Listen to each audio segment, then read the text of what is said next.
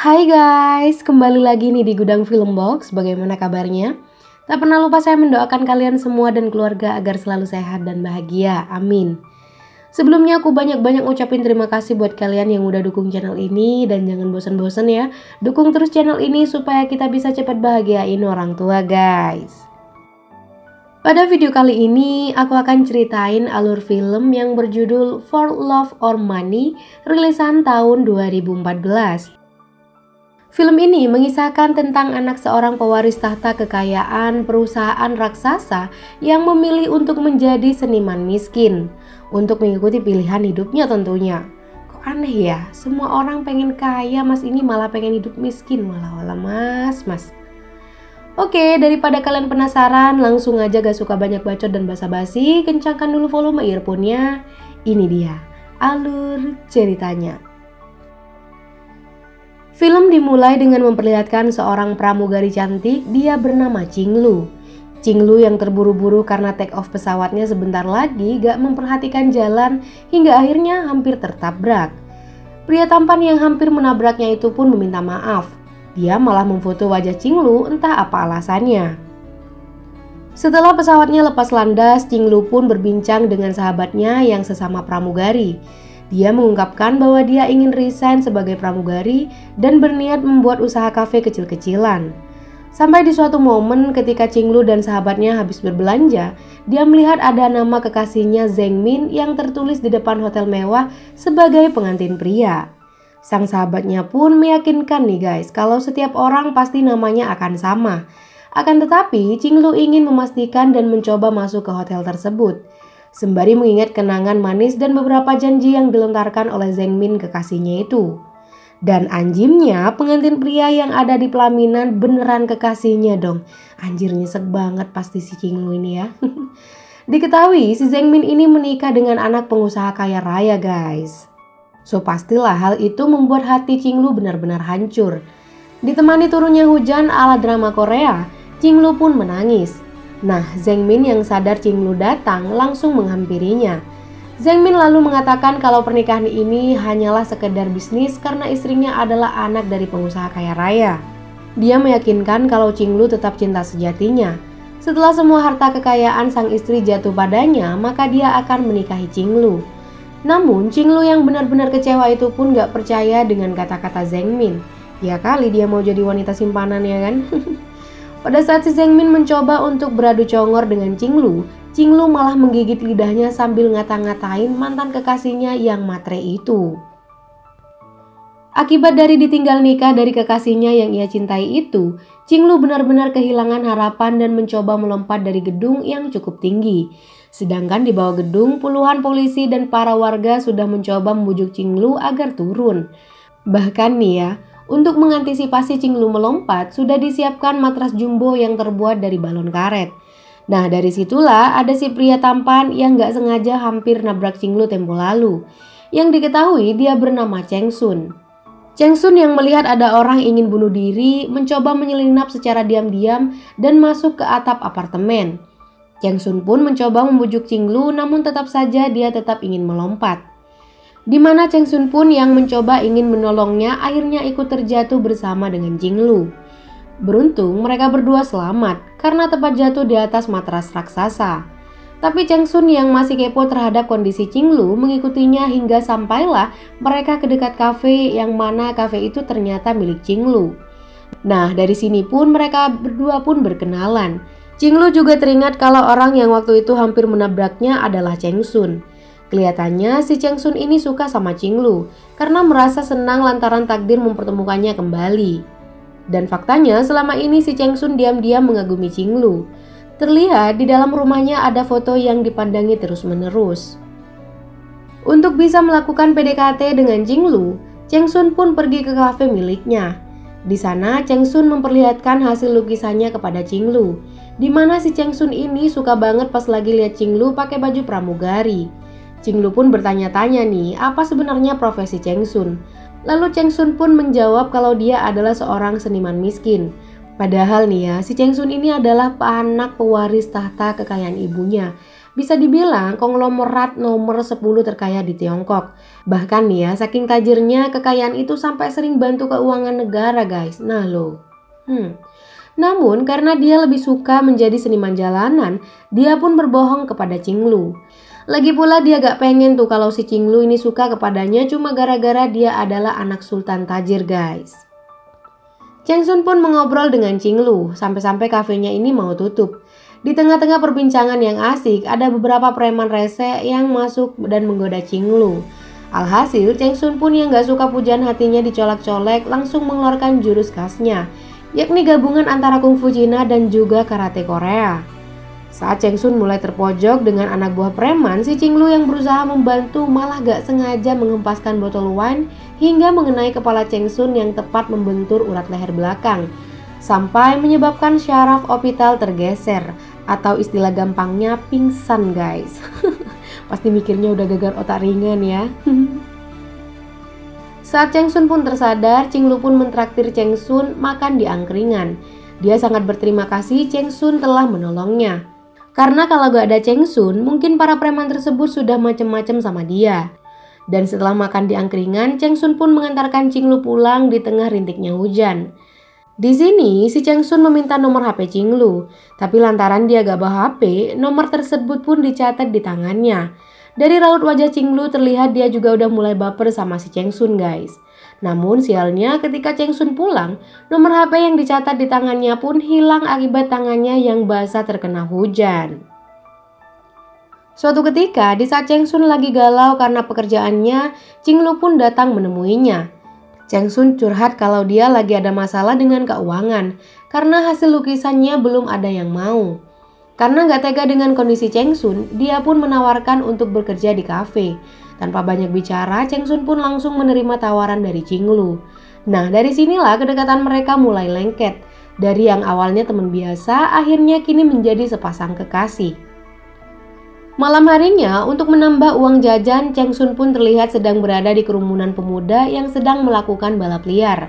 Saat itu, Cheng Sun yang lagi cari sampingan ditantang seseorang untuk balap mobil. Dia akan memberikan semua yang ada di kantongnya jika Cheng Sun menang. Namun jika Cheng Sun kalah, dia harus berlari telanjang. Tanpa banyak basa-basi karena Cheng Sun butuh banget uang buat beli udut dan makan, dia pun menerima tantangan tersebut. Gak disangka-sangka ternyata Cheng Sun memenangkan balapan dengan mobil pinjaman temannya. Dari uang hasil balapan, Cheng Sun mengajak Qinglu dinner di restoran bintang 7. Di sana mereka pun mulai membahas latar belakang keluarga masing-masing. Diketahui ibu Qinglu telah meninggal dunia, sementara ayahnya memutuskan untuk menikah lagi. Sebelumnya ayah Qinglu adalah orang kaya, tetapi lantaran gak bisa mengelola uang dengan baik, akhirnya keluarga Qinglu pun jatuh bangkrut. Hingga secara mendadak datanglah pelayan yang membawa kue bertuliskan I love you. Cheng Sun pun terkejut karena ia merasa gak memesan kue tersebut. Akhirnya Cheng Sun mengajak Qinglu segera kabur dari sana, di mana ternyata si pemilik kue pun datang marah-marah karena kue yang dia pesan untuk istrinya telah rusak. Gak berhenti sampai di situ, Cheng Sun pun kemudian mengajak Qinglu ke taman rekreasi untuk menciptakan kenangan-kenangan indah. Sampai saat mereka berdua jalan di pinggir kota, tanpa sengaja Qinglu melirik sebuah cincin berlian. Sepertinya dia ini pengen banget memiliki cincin tersebut. Tapi karena harganya agak mahal, dia pun mengurungkan niatnya. Cheng Sun pun juga kayaknya punya niatan pengen ngebeliin cincin itu. Tapi karena harganya mahal, ia pun gak jadi membelinya. Padahal sih sebenarnya buat beli dia mampu banget guys. Namun dia pengen ngebeliin cincin itu dari hasil jeripayanya sendiri, alias gak mau ngandelin harta orang tuanya ya kan. Beberapa hari setelahnya, Cheng Sun yang lagi ngelukis wajah Qinglu mendadak dihampiri oleh preman yang waktu itu bikin rusuh di kafe Qinglu. Kedatangannya yaitu ingin menantang Cheng Sun balapan. Taruhannya sama kayak kemarin. Kalau Cheng Sun kalah, dia harus berjalan di tempat balap mobil sampai ke kafe dengan badan telanjang. Dan jika Cheng Sun tak datang malam ini, para preman itu mengancam akan mengacak-acak kafe Qinglu. Akhirnya karena gak mau terjadi apa-apa kepada kafe Qinglu, Cheng Sun pun mengikuti balapan. Namun sayang di saat mobil yang melaju kencang, tiba-tiba ada Qinglu yang memberhentikannya. Beruntung Cheng Sun berhasil memberhentikan mobilnya tepat waktu. Qinglu pun marah-marah karena dia sangat gak suka Cheng Sun mengikuti balap liar tersebut. Dengan raut kekecewaan, Qinglu lalu pergi meninggalkan Cheng Sun. Nah, lantaran sudah kalah, Cheng Sun pun menepati janjinya, yaitu berjalan dari area balapan menuju ke kafe Qinglu tanpa memakai selai benang pun di badannya. Di hadapan banyaknya penonton, Cheng Sun pun berlari menuju kafe dengan keadaan telanjang. Hingga saat dia sampai di kafe, Qinglu pun menyambutnya dengan penuh tawa dan memberikan sebuah kain kepadanya. Terlihat jelas di sini Qinglu masih marah karena Cheng Sun mengikuti taruhan. Apalagi ketika dia tahu bahwa Cheng Sun mengajaknya dinner kemarin menggunakan uang hasil taruhan. Qinglu nampaknya sedih lantaran telah dibohongi oleh Cheng Sun. Melihat sang kekasih meneteskan air mata, Cheng Sun pun mengajak Qinglu ke rumahnya untuk melihat beberapa hasil lukisan dari cantiknya wajah Qinglu. Melihat lukisan indah, Qinglu pun meminta dilukis lagi. Dan ketika dia ingin dilukis, Cheng Sun pun sangat terkejut ketika Qinglu melepas semua pakaiannya. Sampai di saat selesai melukis, Cheng Sun pun menutup tubuh Qinglu dengan kain sambil memeluknya dari belakang. Nah, di sini Qinglu meminta maaf kalau dia sebenarnya berbohong kepada Cheng Sun. Tetapi karena Cheng Sun gak mengerti Qinglu berbohong apaan, dia pun langsung beradu congor dengan Qinglu hingga dilanjutkan dengan ritual mantap-mantap yang amat sangat menggebu-gebu. Singkat cerita, Qinglu yang sedang berada di kafe dikirimkan sebuah majalah edisi lawas. Di dalamnya ada artikel tentang Cheng Sun. Faktanya nih ya, Cheng Sun adalah anak tunggal dari seorang ibu presiden perusahaan AR Group, di mana perusahaan tersebut merupakan salah satu perusahaan penting yang menaikkan ekonomi negara. Mendapat kiriman majalah tersebut, Qinglu lalu mendatangi Zheng Min, mantannya, di sebuah gedung mewah yang sekarang jadi miliknya.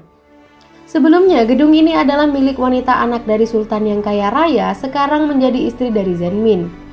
Dan setelah mereka bertemu, Zheng Min pun mengungkapkan bahwa mereka sama-sama memacari seseorang yang hartanya kaya.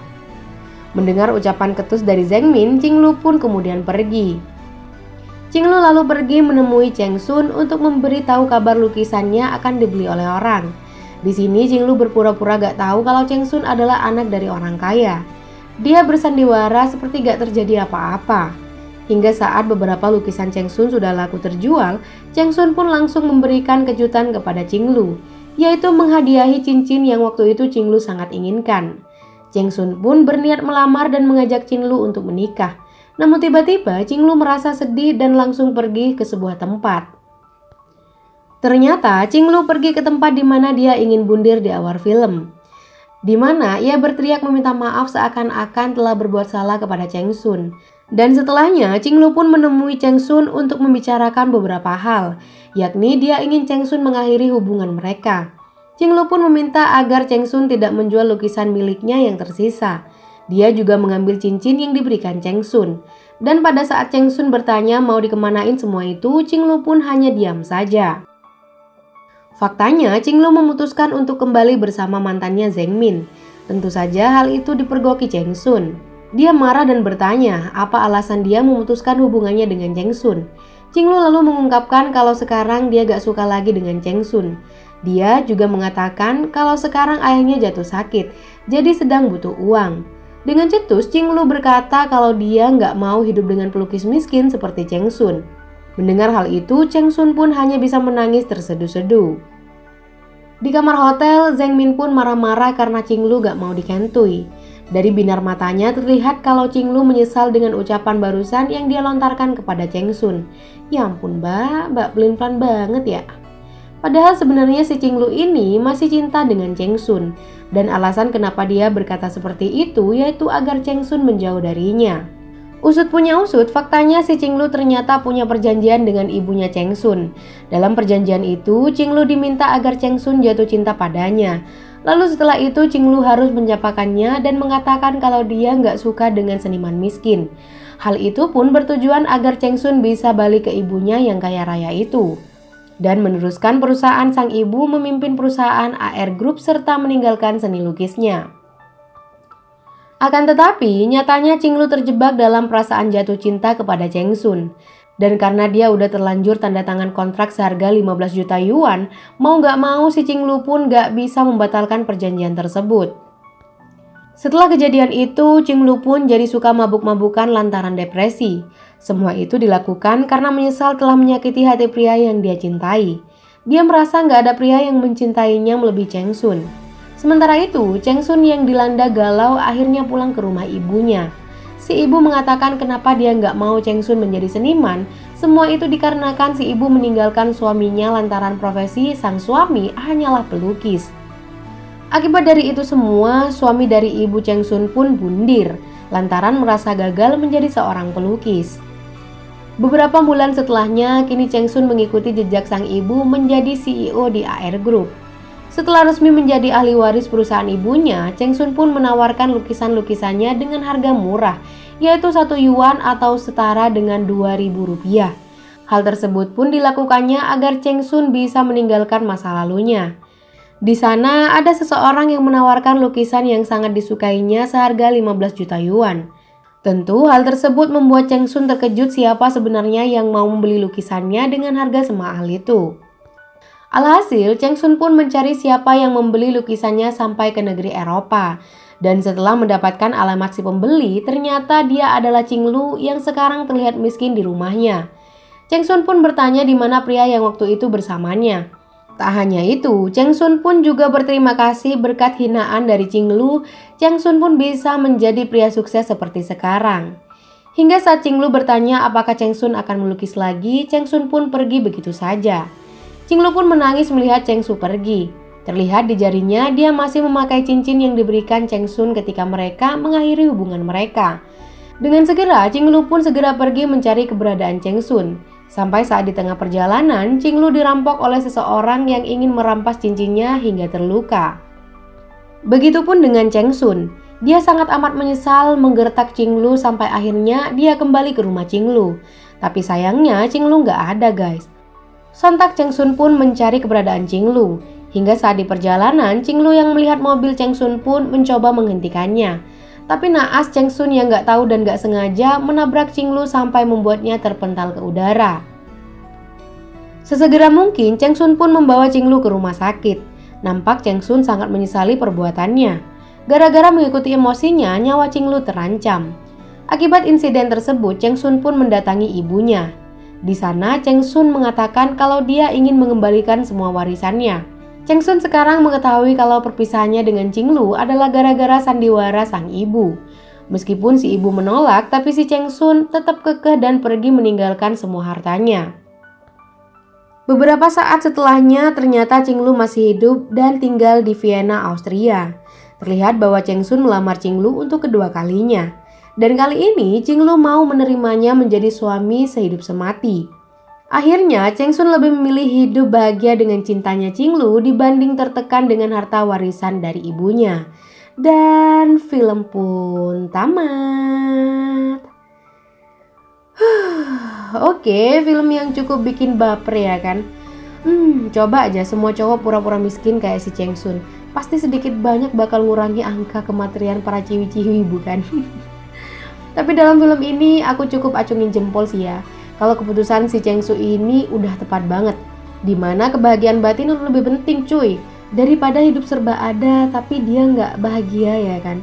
Mending makan susah asal sama kamu. Ciile. Oke, sampai di sini dulu alur film kali ini. Semoga kalian suka. Jangan lupa like, komen, dan subscribe. Terima kasih udah nonton sampai habis. Sampai jumpa di video selanjutnya. Bye.